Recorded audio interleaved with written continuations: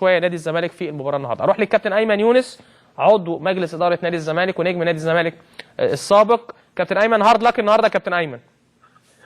هارد لك فعلا لينا ومبروك فعلا لاسماعيلي. الاسماعيلي كان ذكي جدا قوي في ادائه النهارده، وفرقه الزمالك يعني كان عندها يوم وحش، 8 9 لعيبه بره الفورمه وبره تركيزهم الفني، الله يكون في عون الكابتن حلمي في المباراه دي. كان يعني صعب جدا ان يلاقي 8 9 لعيبه بره تركيزهم الفني. وبرضه يعني برضه عايز اقول نقطه يا كابتن ايمن، ان الزمالك مره واحده كده افتقد 3 لعيبه مهمين بيلعبوا في الحته اللي هي بتاعت صناع الالعاب.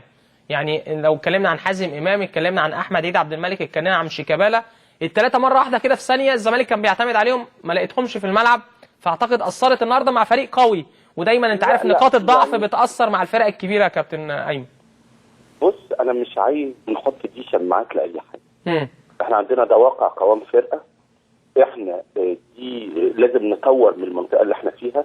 حازم امام بس الوحيد اللي ممكن يبقى فرق، لكن ما اعتقدش اي حد تاني كان ممكن يفرق معانا. بالعكس، سوء يعني هو عارف، انت يا كريم كنت راجل لعبت كوره، فاهم يعني ايه يوم يبقى يوم وحش ل7 8 لعيبه مره واحده. لان دايما المباراه بيبقى فيها من 2 الطبيعي في العالم كله في اي فرقه لازم تلاقي فيها 1 أو 2 بره فورمه الفرقه ككل. دايما دي حاله موجوده، لكن لما بيبقى يوم وحش و7 8 لعيبه بتبقى الفورمه مش حاضره والذهن الفني مش حاضر. اعتقد هي دي اللي كانت صعبه جدا. يعني حتى التعديلات اللي حاول يقوم بيها الكابتن حلمي ما كانتش تساعد ان الفرقه كلها في الاوف داي بتاعها. بالاضافه ان فرقه الاسماعيلي لعبت بمنتهى الواقعيه الفنيه. لعبت يعني بكثافه دفاعيه زي ما انت شفت غير عاديه، واعتمدوا على الهجمات المرتده، وعندهم اللي ينفذ الهجمه المرتده يا كابتن. برافو عليك، احساسك الفني طبعا رائع يا كريم. وكان عندهم اللي ينفذ الهجمه المرتده كانت بشكل كويس قوي، وكمان كان عندهم الاجمل في المباراه اللي يعطل بناء هجمه الزمالك. هو مش المشكله كانت في اطراف نادي الزمالك اللي انت قلت كانوا ناقصين او مش ناقصين او مين او مش مين. لا، ده هي الكره اساسا ما كانتش توصل للاطراف. هي دي النقطه. مش عشان كده بقول اللي كان فعلا بس اللي كان ممكن يفرق معانا حازم امام في هذه المباراه.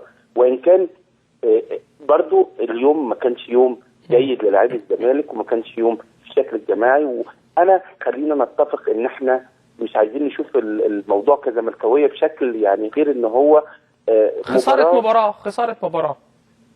مباراه لازم نتفرج عليها كتير. على عكس الناس اللي طلعوا او سوري اللي قالوا مباراه للنسيان او مباراه مش عارف. لا، دي مباراه لازم تقعد تتفرج عليها كتير. لان ازاي تتعامل مع مباراه في ظل هذه الظروف اللي حصلت.